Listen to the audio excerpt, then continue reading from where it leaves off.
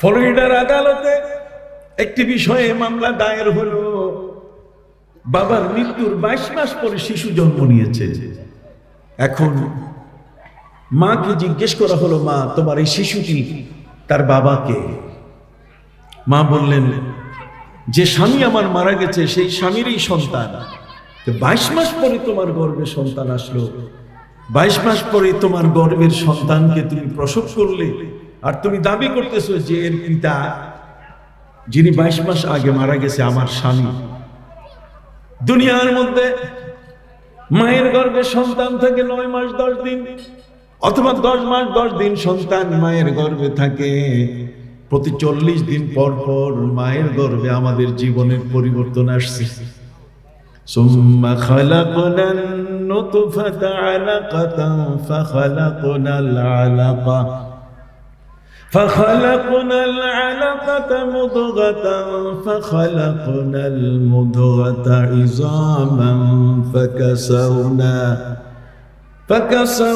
العظام لحما فتبارك الله أحسن الخالقين। কি জটিল এবং কঠিন! ফ্লোরিডার আদালতে মামলা দায়ের হয়ে গেল এই শিশুটিকে নিয়ে, যে বাবার মৃত্যুর 22 মাস পরে শিশুটা কি হয়েছে? জন্মগ্রহণ করেছে। একটু কোরআনিক তথ্য কয়েকটা নেন, তাহলে বুঝতে পারবেন যে আমার কোরআন বাকি যেগুলো বলেছে, নামাজের কথা, হজের কথা, রোজার কথা, এগুলোর গুরুত্ব কতটুকু আপনি একের পর এক বুঝতে পারবেন। সম্মানিত সুধী, সমস্ত লোক বলছে এই শিশু তোমার নয়, এটা জারজ সন্তান, এটি বাস্টার্ড। কিন্তু মা বলছে না, এই শিশু বাস্টার্ড নয়, জারজ নয়। অতএব তার বাবা 22 মাস আগে যিনি মারা গেছে। বিষয়টি নিয়ে রিট হলো, আদালতে চলে গেল। আদালতের যিনি বিচারক তিনি এটা দেখে অবাক হয়ে গেলেন যে একটা শিশু মায়ের গর্ভে 22 মাস থাকে কি করে। কথা কি বুঝতে পারছেন? আমেরিকায় কি বেশি দিন থাকে নাকি? সারা পৃথিবীর সমস্ত মানুষের তো একই নিয়ম। অতএব ফ্লোরিডার আদালতে যিনি মুনসিফ, যিনি জজ, বিচারক, তিনি সময় নিলেন যে দেখি এটার কি সমাধান দেওয়া যায়। বছরের পর বছর গড়াই গেল, কোনো সমাধান তারা দিতে পারছে না। শেষ পর্যন্ত আমেরিকান, ইউরোপিয়ান এই সবগুলো একসাথে মিলে ডাক্তার, ব্যারিস্টার, আইনজীবী যিনি বিচার করেন, বিচারক, সবাই মিলে একসাথে বসে গেলেন। বসার পরে টেবিলে বৈঠক হলো।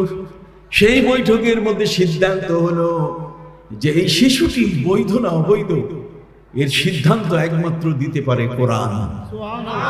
জোরে বলেন, একমাত্র দিতে পারে কি? তাহলে কোরআনের সিদ্ধান্ত আমরা শুনবো। রাজি আছেন কিনা? আবার হাত তুলে একটু দেখান, রাজি আছেন কিনা? কোরআনের সিদ্ধান্তটা কি দেখেন, আপনি অবাক হয়ে যাবেন। পৃথিবী আজকে অবাক হয়ে যাচ্ছে। ফ্লোরিডার যে শিশুটা বাবার মৃত্যুর 22 মাস পরে জন্ম নিয়েছে, এই শিশুটিকে নিয়ে শেষ পর্যন্ত হিয়ারিং, শুনানি পিছাতে পিছাতে এমন একটা সময় চলে গেল যে কোনো সিদ্ধান্ত জাজমেন্টে আসতেছে না। যারা জজ, যারা ব্যারিস্টার, কোনোভাবে এই শিশুটি সম্পর্কে তারা সমাধান দিতে পারছেন না যে শিশুটি এটা বৈধ শিশু না এটা অবৈধ, এটা জারজ সন্তান, এটা বাস্টার্ড না এটা বৈধ সন্তান। সম্মানিত সুধী, শেষ পর্যন্ত তাদের টেবিলে সিদ্ধান্ত হলো যেটা শ্রী ভগবত গীতায় পাওয়া যাবে না, এটা রামায়ণে পাওয়া যাবে না, এটি পুরাণে পাওয়া যাবে না, এটি ওই জেন্দাবেস্তায় পাওয়া যাবে না, ওল্ড টেস্টামেন্ট, নিউ টেস্টামেন্টে পাওয়া যাবে না, এটি কোরআনে পাওয়া যাবে। কেন? পবিত্র কোরআনে আল্লাহ পাক রব্বুল আলামিন বলেছেন, মা ফাররাতনা ফিল কিতাবি মিন শাই, আমি আমার কোরআনের মধ্যে কোনো বিষয়ের ফয়সালা বাকি রাখি নাই। আমেরিকান বড় বড় আইনজীবী, ব্যারিস্টার তারা কোরআন পড়া শুরু করলেন। আল্লাহ বলেছেন কোরআনে কোনো কিছুর সমাধান বাকি নাই, তাহলে দেখি সমাধান পাওয়া যায় কিনা।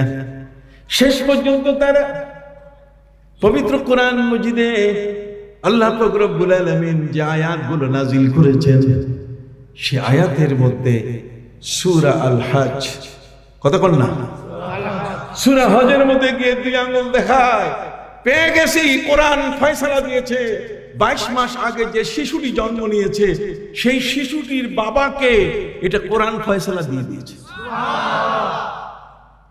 শুরু হয়ে গেল রিচার্জ। কোরআন ফয়সালা দিয়েছে কোথায়? একটি শিশু মায়ের গর্ভে 9 মাস 10 দিন থাকে, তার বেশি তো থাকে না। বর্তমান প্র্যাকটিস হচ্ছে আমেরিকান প্র্যাকটিস বড় মারাত্মক। আমেরিকায় যদি কোনো বাচ্চা জন্মে তাহলে 2 থেকে 3 কোটি টাকার বিল আসে, শুধু ম্যাটারনিটি বিল, হাসপাতালের বিলে আসে। বাংলাদেশে আসলে সবাই বলতে যে এই বাচ্চার জন্ম দেওয়া লাগবে না, এত টাকা পাবো কই? কথা বুঝেন নাই? ওরা ইন্স্যুরেন্স এই সব কিছু মিলে একটা বাচ্চার এই ধরনের তারা বিল আদায় করে বসে। কথা বুঝতে পারছেন?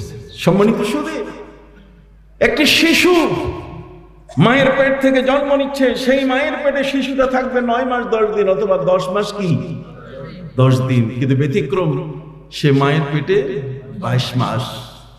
এবার সবাই মিলে পবিত্র কোরআন পড়তে পড়তে সূরা হজে যখন পৌঁছে গেলেন, তারা সূরা হজে প্রচার করে তারা দেখলেন যে এর মধ্যে সমাধান আছে। সূরা হজের মধ্যে কি সমাধান? আমার আল্লাহ বলে দিলেন সূরা হজের মধ্যে সমাধান হলো ওয়ানুকিরু ফিল আরহামি মা নাশাউ ইলা আজালিন মুসাম্মা। আল্লাহ বলেন যতদিন ইচ্ছা ততদিন মায়ের গর্ভে আমি সন্তান রাখতে পারি। ক্ষমতা কার? আল্লাহ।